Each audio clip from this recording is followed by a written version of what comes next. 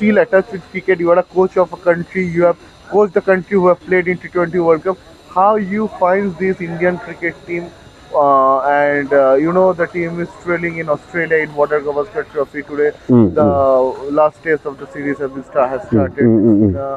Was the lacking? Why Team India is failing to perform in these Australian conditions? As there is Rohit Sharma, Virat Kohli, the star-studded team is there. Yeah, I think India is always going to have stars in their teams. They will always, I think they'll always play well. I mean, you look at just an academy like this one, you'll see, you know, one or two classy players, and you'll see good players that have got potential. And this is just one academy. You look around, you see many other academies, and this is just one, you know, one city. You go to all the other cities, so in terms of numbers, you've got plenty of numbers. So India is always going to do well. However, the question you'll be asking is, what about becoming number one? So obviously we're now talking about the Test Championship. Now, the first Test match was amazing, you know, in terms of India getting a positive result, especially, you know, after the first innings for both teams, and to come back and score a massive second innings with that huge opening partnership between K. Rahul and Jaiswal. That was amazing, and I think that has remained the high point for India. Then you come to the second Test match, which was the pink ball Test match. The ball was doing too much, as always, and I'm sure both teams knew that. And the difference there, though both teams dropped catches, the difference is India dropped more catches than Australia on a ball that was doing a lot. So had India taken more catches than Australia, the results would have been different. Now, going to the third Test match, normally when you're playing international cricket, momentum means a great deal. So because of that pink ball Test match, the momentum started to shift back to Australia, and they started riding on that Test match to go into the third Test match. Now looking at the position now, the momentum is with Australia, and India has to work totally, you know, extremely hard, and there has to be some brilliance of some sort from someone, you know, to be able to shift the momentum back to India. Now, for me, there are two key points. Number one is Bumrah. Bumrah has been amazing, and he's the one who's kept a hold on the bowling end. He's the one who's kept a hold on India to keep the fight. That's number one. Number two is, which I think is a little bit of a mistake that India has made in terms of betting lineup. If I was in charge of India right now, I would have promoted Reddy to number 5, and then I will have keeper coming in at 6, and then we'll have the spinner coming in at 7, rather than having Nitish Reddy at 7. So that is the change that I would have. Why? Because he is looking in perfect betting condition style. So when someone is playing well, give them the opportunity to bet for long.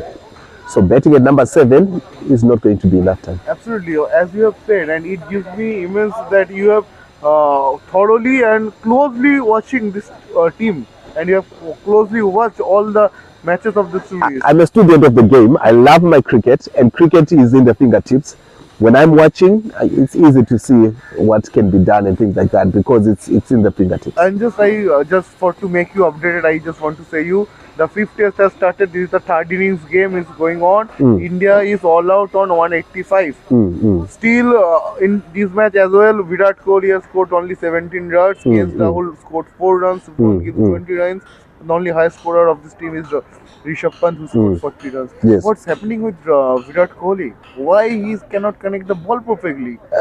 Is he losing his focus or getting overtimed? Well, I wouldn't know. You need to be in the changing room to be able to tell with that. If you are just looking on the TV, it doesn't look like there's anything that is done differently, you know, apart from just shifting where he's standing. It doesn't look like there's any particular thing that is wrong.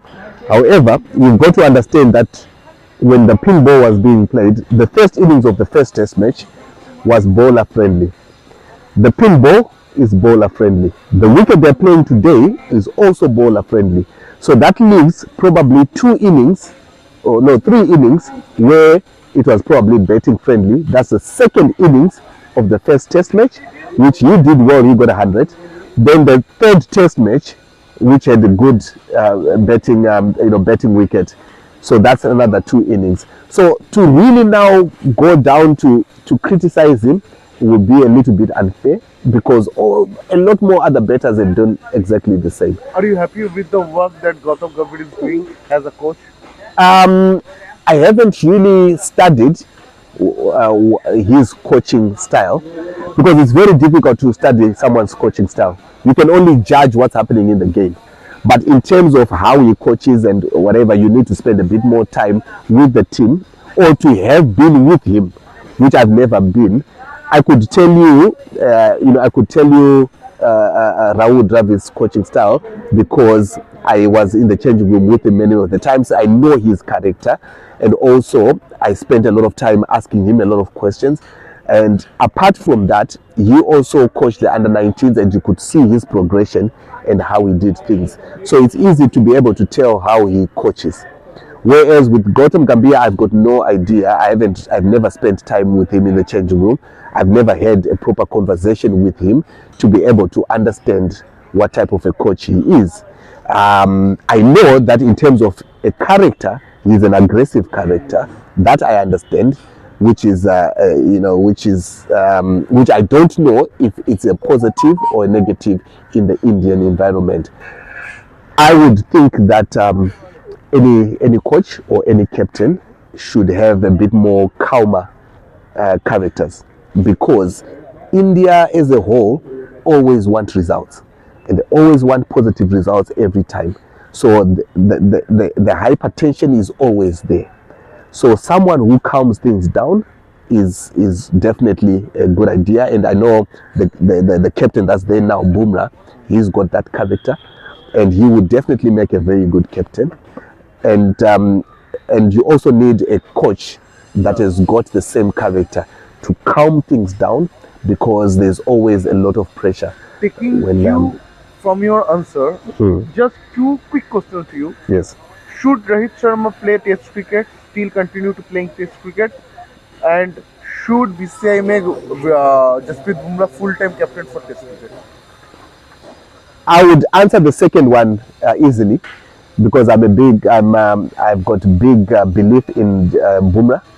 He comes across as a person who's calm.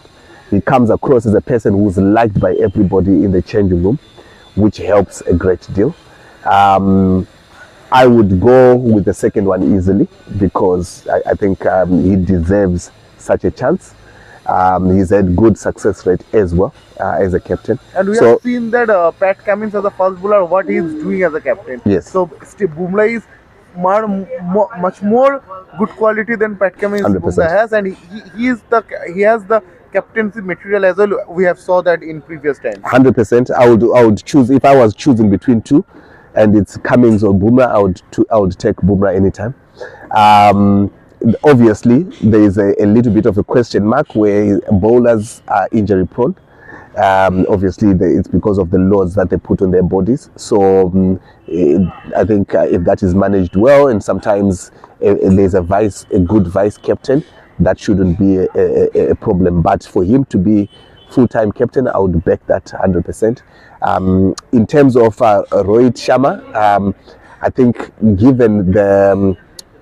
given his history and given what he has done for India, I think the onus has to be given on him to make a decision, because he has given so much to India, and he has been successful for India. And I think also, as a human being, he will know if the time has come, and I don't think that he will be selfish when to say I will continue when the time has come.